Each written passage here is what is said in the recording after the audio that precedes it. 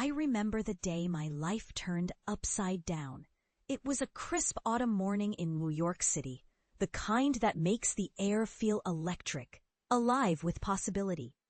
I had just stepped into the towering Glass building where I worked as a senior bank executive, a title that felt like a crown I had fought tooth and nail to earn. At 35, I had clawed my way up from being just a teller, my ambition burning hotter than the city skyline. I had dreams that soared higher than the skyscrapers, dreams that even my own family had mocked. They had always seen me as just a girl from a small town, destined to follow the traditional path. But I wanted more. I craved power, respect, and most importantly, the freedom to dictate my own future. Little did I know that the very people I had fought to prove wrong would soon come back into my life, begging for my help. My phone buzzed incessantly that morning, and I felt a tight knot form in my stomach as I glanced at the screen. It was my mother, and after years of little contact, her name brought a flood of memories, mostly painful. She had disowned me for my ambition, claiming it was unnatural for a woman to seek such heights. I had chosen my career over family, and now she wanted something from me. I answered, my voice steady, but my heart racing. "Helena, we need your help," she said, her tone laced with urgency. I could sense the desperation in her voice, a stark contrast to the judgment I had faced years ago. My father had fallen ill, and the medical bills were piling up. They needed financial assistance, and I was their last hope. I wanted to slam the phone down, to remind her of the years of hurt, of the countless times I had been told I was not enough. But instead, I took a deep breath and listened. "I can help you, but it comes with a cost," I warned, my heart hardening. I was tired of being the one to give in. "What do you want?" she asked, a hint of fear in her voice. "I want you to admit that I was right, that ambition is not a curse but a gift." The silence was deafening, and I could almost hear her thoughts racing. After what felt like an eternity, she finally spoke, her voice trembling. "Okay, Helena, you were right."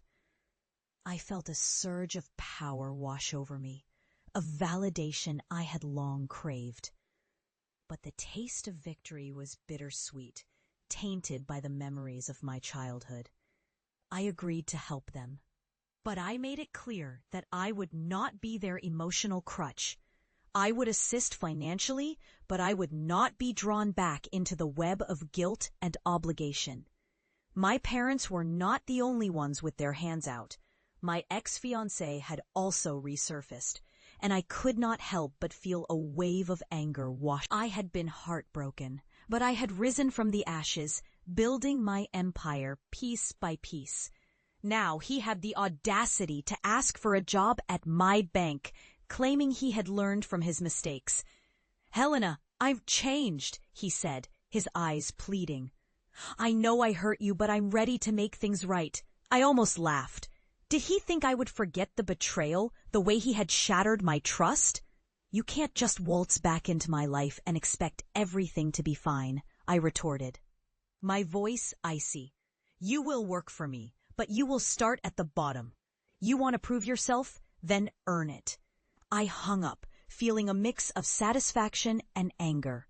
My life had become a chess game, and I was the queen, making moves that would secure my victory. If you love Helena's journey, like and subscribe to join her next chapter. I threw myself into my work, pouring my energy into projects and strategies that would further propel me to the top. I was determined to show my parents and my ex that I was not just a woman with ambition. I was a force to be reckoned with. I organized a charity event to help families like mine, and I used it as a platform to launch my new initiative, a fund for women in finance. I wanted to show the world that ambition could change lives, that it was not something to be ashamed of, but celebrated.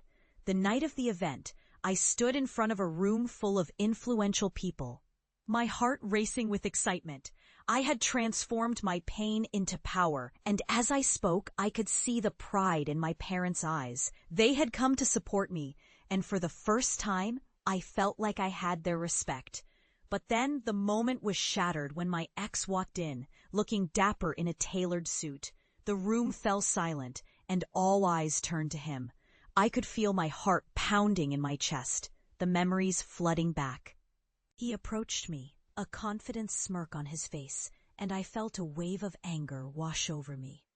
"You're doing great things, Helena," he said, his voice dripping with insincerity. "I always knew you would."